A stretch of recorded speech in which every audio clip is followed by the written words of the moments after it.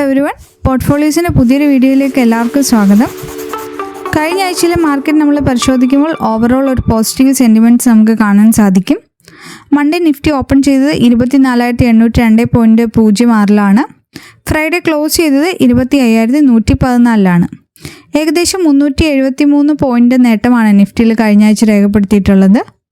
ഇനി നിഫ്റ്റിയുടെ തൊട്ടടുത്തുള്ള സപ്പോർട്ട് എന്നത് 25,000 24,900 ഇനി നിഫ്റ്റിയുടെ അടുത്തുള്ള റെസിസ്റ്റൻസ് എന്ന് പറയുന്നത് 25,300-350 റേഞ്ചാണ്. കഴിഞ്ഞ ആഴ്ചയിൽ പൊതുവെ മിക്ക സെക്ടറുകളും നേട്ടമാണ് കാണിച്ചത്. ഇനി സെക്ടർ വൈസ് നമ്മൾ നോക്കുകയാണെങ്കിൽ IT സെക്ടറിലാണ് ഏറ്റവും കൂടുതൽ നേട്ടം രേഖപ്പെടുത്തിയിട്ടുള്ളത്, 4.26%. കൂടാതെ PSU ബാങ്ക് സെക്ടറിലും ഏകദേശം 3% നേട്ടം കൈവരിച്ചിട്ടുണ്ട്. ഇനി നിങ്ങൾ ഈ ചാനൽ ആദ്യമായാണ് കാണുന്നതെങ്കിൽ ഇപ്പോൾ തന്നെ സബ്സ്ക്രൈബ് ചെയ്യുക. നിങ്ങൾക്ക് ഞങ്ങളുടെ ടെലിഗ്രാം ഗ്രൂപ്പിൽ ഫ്രീ ആയിട്ട് ജോയിൻ ചെയ്യാൻ സാധിക്കും. ലിങ്ക് ഞാൻ ഡിസ്ക്രിപ്ഷനിൽ കൊടുത്തിട്ടുണ്ട്. അവിടെ ഞങ്ങൾ ഡേ ട്രേഡിംഗ് ഗോൾസും സ്വിംഗ് സജഷൻസും പ്രൊവൈഡ് ചെയ്യുന്നുണ്ട്.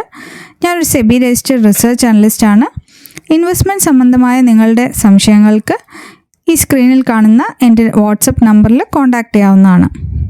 ഇനി നിങ്ങൾ ഇതുവരെ ഒരു ഡിമാറ്റ് അക്കൗണ്ട് എടുത്തിട്ടില്ല എങ്കിൽ താഴെ കൊടുത്തിരിക്കുന്ന വാട്സപ്പ് നമ്പറിൽ കോൺടാക്റ്റ് ചെയ്യുക. അതുപോലെ NRI ആൾക്കാർക്കും ഡിമാറ്റ് അക്കൗണ്ട് എടുക്കുന്നതിന് ഈ നമ്പറിൽ കോൺടാക്റ്റ് ചെയ്യാവുന്നതാണ്. അക്കൗണ്ട് എടുക്കുന്നതിനുള്ള സഹായം ഞങ്ങളുടെ ടീം ചെയ്തു തരുന്നതായിരിക്കും. ഇനി ഇതുപോലുള്ള കൂടുതൽ വീഡിയോകൾക്ക് വേണ്ടി ഈ ചാനൽ ഇപ്പോൾ തന്നെ സബ്സ്ക്രൈബ് ചെയ്യുക. ഇനി അപ്കമിങ് വീക്കിലെ ഗ്ലോബൽ ഇവൻറ്റ്സ് നമ്മൾ നോക്കുകയാണെങ്കിൽ സെപ്റ്റംബർ 16 സ്റ്റാർട്ട് ചെയ്യുന്ന US-ൻ്റെ federal open market committee meeting വളരെ ഇമ്പോർട്ടൻ്റ് ആണ്. കൂടാതെ അന്ന് തന്നെ കോർ റീറ്റെയിൽ സെയിൽസ് ഡേറ്റയൊക്കെ പബ്ലിഷ് ചെയ്യുന്നുണ്ട്. ഇതുകൂടാതെ US-ൻ്റെ ഇൻഡസ്ട്രിയൽ പ്രൊഡക്ഷൻ ഡേറ്റയും ഈ വീക്ക് വരാനിരിക്കുകയാണ്.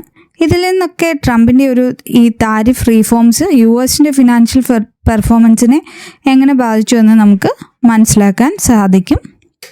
സെപ്റ്റംബർ 16 ബ്രിട്ടൻ്റെ അൺഎംപ്ലോയ്മെൻറ്റ് ഡേറ്റയും സെപ്റ്റംബർ 17 CPI കോർ CPI ഡേറ്റയും വരുന്നുണ്ട്.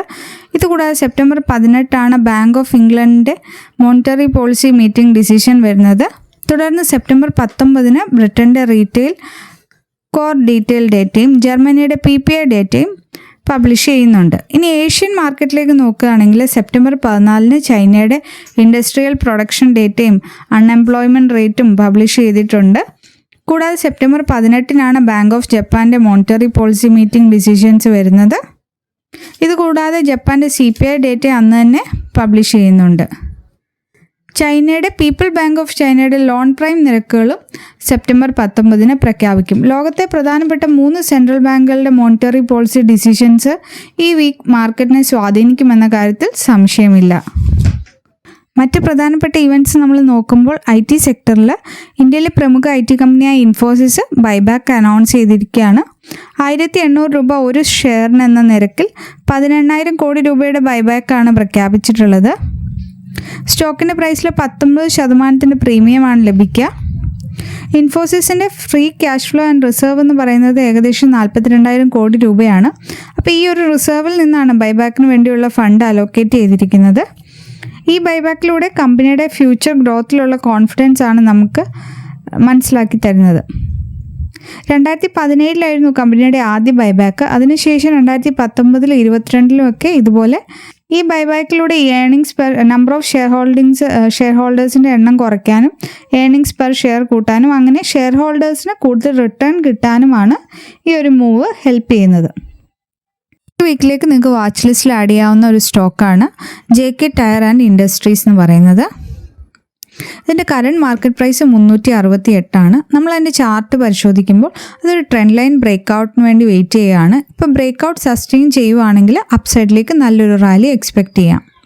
അതിൻ്റെ ഏറ്റവും നിയറസ്റ്റ് സപ്പോർട്ട് എന്ന് പറയുന്നത് 310. ഇനി അതിൻ്റെ ഫണ്ടമെൻറ്റൽസ് നമ്മൾ നോക്കുകയാണെങ്കിൽ ഇന്ത്യയിലെ തന്നെ ഒരു ലാർജസ്റ്റ് ടയർ മാനുഫാക്ചേഴ്സാണ് ഈ JK ടയേഴ്സ്. ഇന്ത്യ അടക്കം 100-ലധികം രാജ്യങ്ങളിൽ അവരുടെ പ്രസൻസ് ഉണ്ട്. ടോട്ടൽ 11 മാനുഫാക്ചറിങ് പ്ലാന്റ്സ് ആണ് അവർക്കുള്ളത്. അതിൽ 9 ഇന്ത്യയിലും 2 മെക്സിക്കോയിലുമാണ്. ഇതുകൂടാതെ ഇന്ത്യയിൽ ആദ്യമായിട്ട് റേഡിയൽ ടയർ ടെക്നോളജി ഇൻട്രൊഡ്യൂസ് ചെയ്തത് JK ടയേഴ്സ് ആണ്. ട്രക്ക് ആൻഡ് ബസ് റേഡിയൽ ടയേഴ്സിൻ്റെ കേസിലെ മാർക്കറ്റ് ലീഡറാണ് JK ടയേഴ്സ്. ഇത് കൂടാതെ പാസഞ്ചർ കാർ സെഗ്മെൻറ്റിലും അവർക്ക് സ്ട്രോങ് പ്രസൻസ് ഉണ്ട്. ഇനി ഫിനാൻഷ്യൽസ് നമ്മൾ നോക്കുകയാണെങ്കിൽ കഴിഞ്ഞ ഫിനാൻഷ്യൽ ഇയറിൽ റവന്യൂ എന്ന് പറയുന്നത് 14,800 കോടി രൂപയും പ്രോഫിറ്റ് എന്ന് പറയുന്നത് 690 കോടി രൂപയുമാണ്. ROE 15%, ROCE 17%, ഡെപ്റ്റ് ടു ഇക്വിറ്റി എന്ന് പറയുന്നത് 1, അതും മാനേജബിൾ ആണ്. ഇനി അവരുടെ ലോങ് ടൈം ഗ്രോത്ത് നമ്മൾ നോക്കുകയാണെങ്കിൽ ഇനിയുള്ള നെക്സ്റ്റ് 3 to 5 ഇയേഴ്സിൽ EV ടയർ പ്രൊഡക്ഷനിൽ അവർക്ക് നല്ലൊരു ഗ്രോത്ത് എക്സ്പെക്റ്റ് ചെയ്യുന്നുണ്ട്. സോ ലോങ് ടൈമിന് വേണ്ടി ഇൻവെസ്റ്റ് ചെയ്യുന്നവരാണ് നിങ്ങളെങ്കിൽ നിങ്ങൾക്ക് നല്ലൊരു ഓപ്ഷനാണ് ഈ JK ടയേഴ്സ് എന്ന് പറയുന്നത്. അപ്പോൾ ഇതുപോലെയുള്ള കൂടുതൽ ഇൻഫർമേഷൻസിനും സജഷൻസിനുമായിട്ട് ഇപ്പോൾ തന്നെ ഈ ചാനൽ സബ്സ്ക്രൈബ് ചെയ്യുക. താങ്ക്